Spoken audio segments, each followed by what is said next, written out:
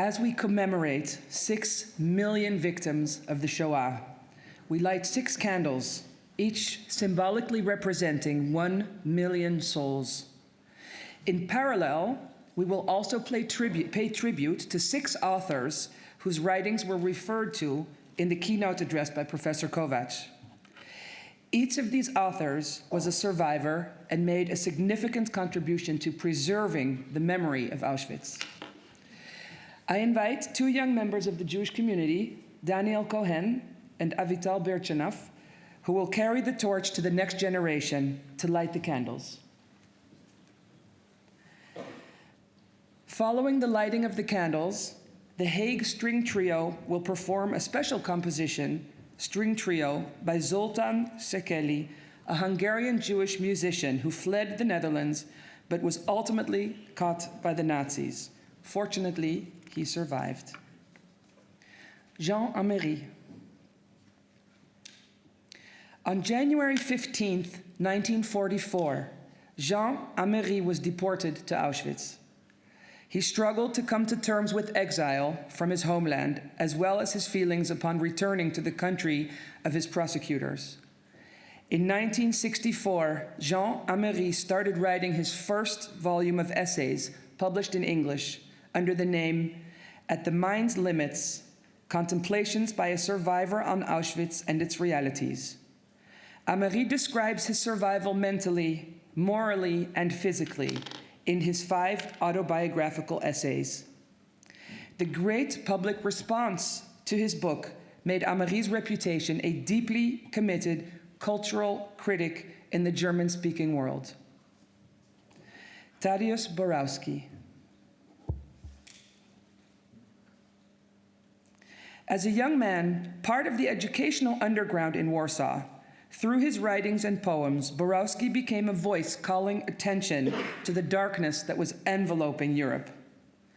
Beginning in 1933, Borowski lived in Poland, working as a builder and studying Polish philology at the Underground University of Warsaw. He was arrested in February 1943 and imprisoned in Auschwitz soon after.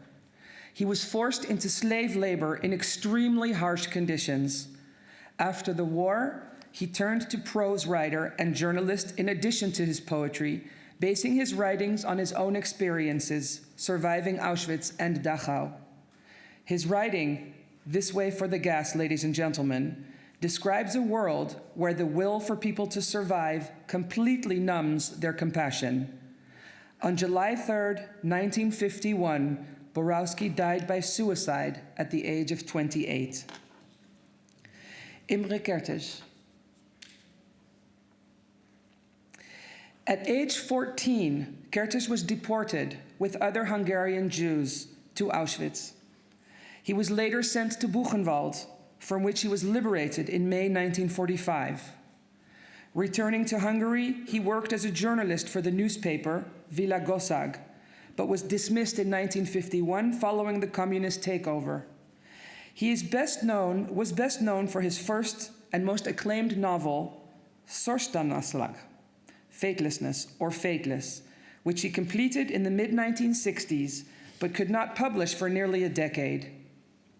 When the novel finally appeared in 1975, it received little critical attention. With the publication of the first German-language edition of the novel in 1990, his literary reputation began to expand in Europe, and the book was later published in more than 10 languages. In 2002, he won the Nobel Prize for Literature. Claude Lanzmann.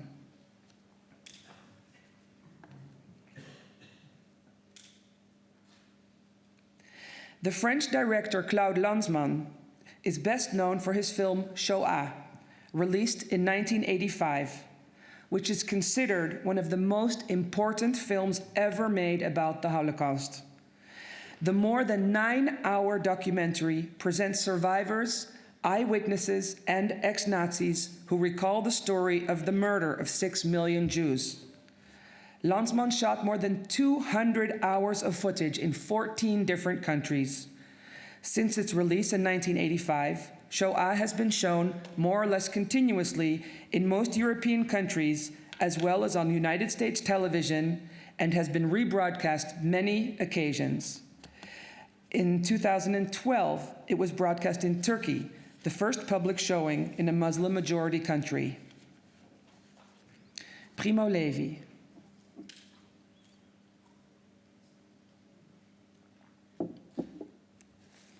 In February 1944, Levi was deported to Auschwitz.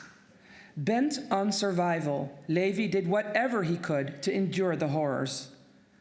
On the 27th of January 1945, the Red Army liberated Auschwitz, after which Levi made his journey back to his birthplace, Turin.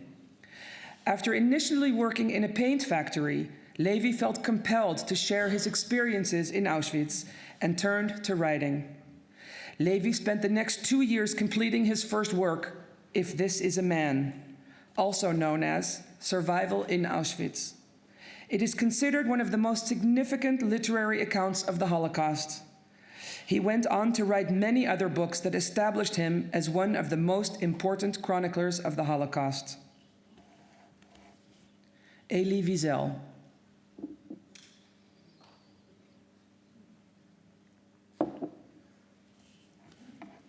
Like the overwhelming majority of survivors, Elie Wiesel initially chose silence. After 10 years, he published Night, a book based on his experiences as a prisoner in Auschwitz and Buchenwald concentration camps. He became, he became one of the world's most recognized witness bearers to the genocide committed by the Nazis. He advocated tirelessly for remembering and learning from the Holocaust. He was a driving force behind the creation of the United States Holocaust Memorial Museum.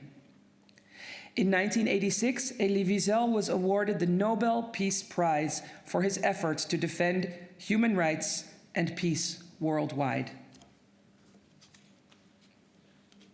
May I invite the Hague String Trio?